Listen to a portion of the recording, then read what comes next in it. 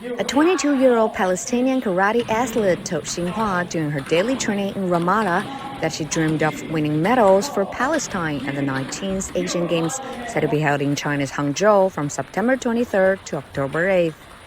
احنا كثير متحمسين نروح على الصين صراحه، رح تكون تجربه كثير حلوه لنا، وجميع لاعبين المنتخب الفلسطيني بكل الرياضات قاعدين بيحضروا وبيعملوا كل شيء عليهم، وان شاء الله يا رب ربنا يكرمنا ويكرم تعبنا ونجيب نتيجه حلوه ان شاء الله. من بعد مشاركتي في دوره الالعاب العربيه في الجزائر حققت فيها الفضيه، صار في اهتمام جيد كثير من قبل اللجنه الاولمبيه والاتحاد الفلسطيني، ممكن في بشكل شخصي كحلا.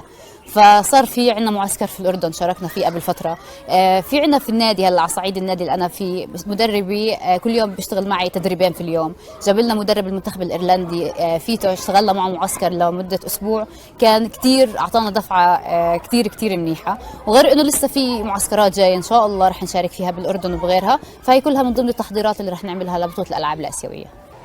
أكيد إحنا رايحين هناك مش مجرد مسابقة، ضمن الخطة اللي حاطينها وضمن الأهداف وضمن الطموحات تاعتنا، أكيد إحنا رايحين لنجيب ميدالية.